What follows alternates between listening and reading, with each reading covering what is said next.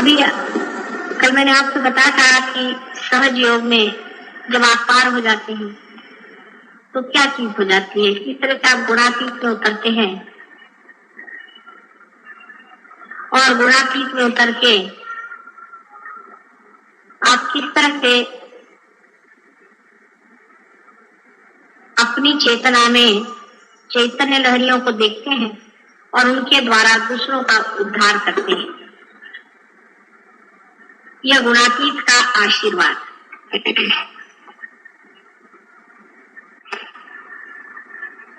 यह कलयुग का भी बड़ा भारी आशीर्वाद है और इसकी भविष्यवाणी पहले बहुत बार हो चुकी है कि कलयुग में जब बहुत से लोग परमात्मा को खोजते हुए जंगलों में, कंदरों में और बड़ी बड़ी कठिन तपस्या में संन्यास्त भाव से मां का पाचारण कर रहे थे, उनकी भक्ति का फल, उनके पाचारण का फल कलयुग में होने वाला है, जहां पर की सहज में ही कुंडलिनी की जागृति हो करके और सामूहिक उद्धार होगा, कल्याण होगा, मंगल होगा, लोक पार। सो तो सहज योग की बात सही है और जिसके बारे में कहा है वो भी सही बात है, क्योंकि सहज जो है वही एक तरीका प्रकृति का है। प्रकृति का अपना तरीका कोई सा भी असहज नहीं है, सब चीज सहज होती है। जैसे अपने श्वास लेना, हर तरह का काम जो प्रकृति करती है, जीवंत कार्य, वो सारा ही सहज होता है। लेकिन सहज योग में एक सहज होने के नाते कुछ प्रश्न भी खड़े हो जाते हैं, या जिसको कहना चाहिए कि मनुष्य इतना असहज है, मनुष्य ने अपने को इतना ज्यादा कॉम्प्लिकेट कर दिया है, मनुष्य ने अपने को इस कदर घेरे में डाल दिया है और इतना अपने को गलत चीजों से एकाकार मान लिया है कि मनुष्य के लिए सहज होना ही कठिन बात है। और ये सहज योग की पहली कठिनाई है।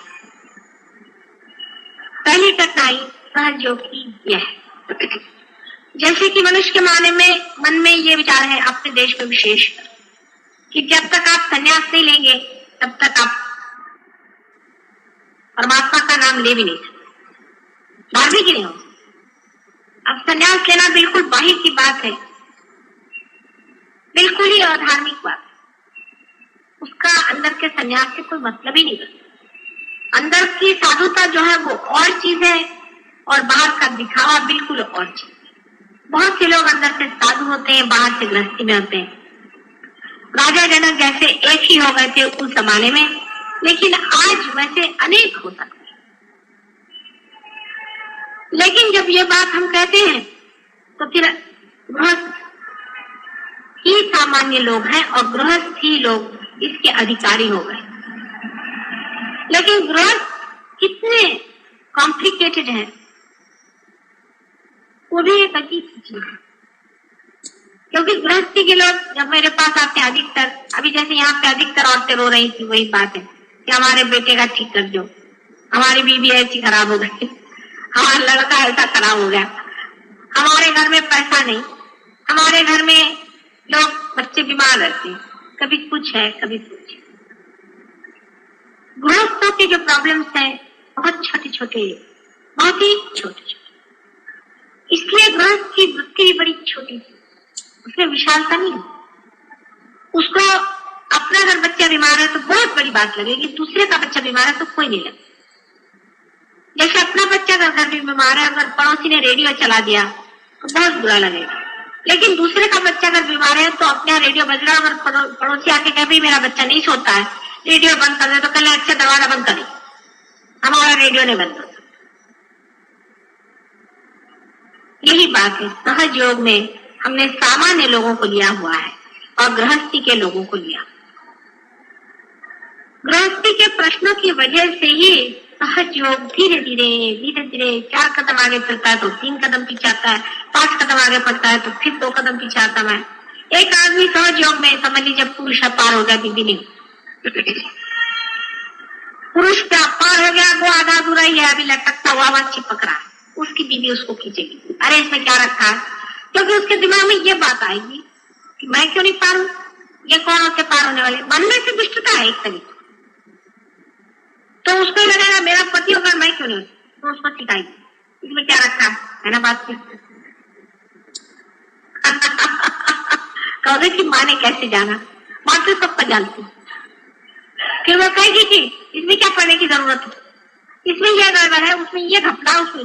अब वो पति है, वो सोचता भाई ये तो मेरी बीवी है, मैंने मेरा इससे कोई विशेष संबंध है ही, जन्म का तो कोई संबंध होगा ही, तो जन्म जन्मांतर का कुछ संबंध है ही, तो जब तक मेरी पत्नी इस चीज को नहीं मानती तो मैं इसको कैसे मानू। वैसे वो चाहे दूसरी औरत के साथ दौड़े, कोई अड़चन, तो उसको हरे नहीं होगी, वो चाहे अपना पैसा किसी और खर्च करे, उसमें उसको हरे नहीं, और जो भी करना चाहे वो कर सकता है, लेकिन सहयोग में जब आता है तो वो अपनी पत्नी से बड़ा पक्का हो जाती है, ये बात नहीं, क्योंकि सहयोग आपको प्रेम सिखाता है, तो प्रेम सिखाने की वजह से वो अपनी बीवी के प्रति भी करुणामय हो जाता है, और बीवी के लिए भी सोचने लगता है, और बीवी जो है वो उल्टा बढ़ाती है पट्टी, तो सहयोग क्यों चलता है, डावाडोल डावाडोल डावाडोल। जिनके सहारे हैं वो लोग हैं गृहस्थी, वो सब डावाडोल लोग हैं। ये बड़ी भारी सहयोग की विपदा। बार बार चित्त जो है छोटी चीज में उलझ जाता है, बहुत छोटी चीज में, भाई तुम क्यों नहीं आए, ओ मेरे पति का वो ऐसा था, उसकी बहन के फलाने का दिखाने का वो शादी ब्याह हुआ, मेरे को जाना नहीं, ठीक है जाओ। ये नहीं कि संसार के कोई कार्य को छोड़ेगा, लेकिन जो अपने अंदर से शक्ति आ रही है, जिसके सारे हमें उठने का है, जो परम का कर्तव्य, उसको महत्वपूर्ण, और सबसे ज्यादा जब तक आप महत्वपूर्ण और वही सब कुछ नहीं मानिएगा, तब तक आपका गृहस्थ नहीं ठीक होने वाला, आपका कुछ भी नहीं ठीक होने वाला। उसमें चाहे पत्नी रुकावट डाले, आप उसकी बात मत, कोई भी रुकावट डाले, आप उसको दो बात समझाइए, उसको कहिए ये गलत बात। अब देखिए सहज योग में आपने जाना है कि नाभि चक्र का बहुत स्थान है, जहाँ पे कि लक्ष्मी जी का वास। अगर आपकी पत्नी पर उनकी नाभि अगर खराब होगी, आप कितनी भी कोशिश करेंगे, आपके घर में कभी पैसा रुक नहीं सकता, आपका पैसा सब बह जाएगा। लेकिन अगर आपकी पत्नी की नाभि ठीक होकर अगर वो भी पार हो जाए, आप भी पार हो जाए, तो आप पे संतोष आ जाएगा, घर में लक्ष्मी का राज्य आ जाएगा। लक्ष्मी का राज्य का मतलब बहुत पैसा आना ही नहीं होता, उसका संतोष, उसका आनंद, उसकी शोभा, उससे यश, उसका दान, उसका भय। जैसे कोई बड़े घर की लड़की आई आपके ब्याह का, बड़े घर की आई, तो आपने देखा सब ये तो अजीब है, समझ में नहीं आता, सवेरे 4 बजे उठ करके अपना घर नहीं साफ करती, कमरा नहीं साफ करती, सब ठीक से नहीं रखते, वो बड़े घर की लड़की, उसका बहुत सारे नौकर चाकर। तो उसको तुमने कहा कि ये कैसे, भाई तुम्हारा तरीका में समझ नहीं आता, तुम सवेरे देर से उठी, आराम से अपना चाय पी रही, ये कर रही, दिखने में तो ऐसा लगा कि बिल्कुल बेकार की लड़की लेके आ गई भाई, लेकिन वो तो आपकी बहू आई है, आपने कोई नौकरानी तो नहीं डाली थी, वो तो आपकी बहू आई। लेकिन आप एक छोटे घर की लड़की आई, वो सवेरे 4 बजे उठेगी, बिस्तर बिस्तर सब ठीक कर देगी, सब ठीक ठाक करके रख देगी। लेकिन आपके घर में अगर कल कोई नौकर आ जाए, तो आप देखिएगा कि जो बड़े घर की लड़की होगी, उसको दिल खोल करके एक अपनी चीज उठा के, अपनी सास होगी, उससे अगर कह दिया लेकिन तुम्हारी सर्विस में लीजिए, आप ले लीजिए। वही छोटे घर की लड़की आएगी, वो नौकरानी कैसे रहेगी, वो आपसे कहेगी छोटा घर बड़ा घर मेरा पैसों से नहीं होता, मेरा मतलब तबीयत की, इसको कभी गड़बड़ नहीं समझना, तबीयत की बात, तबीयत तो पैसे से नहीं होती, तबीयत राजा बना जिसे। और जो छोटे घर की लड़की आएगी, जिनके घर में दासत्व का स्वभाव है, रईस भी होते, बहुत से रईस भी दासत्व होते, वो आएगी तो वो क्या कहेगी, वो कहेगी अरे इसको देने की क्या जरूरत है, अपनी सास से चीजें छुपाएगी, अपने बच्चों का खाना छुपा के रखेगी, कोई आएगा तो उसको खाने को नहीं देगी, इतना दिन के देगी।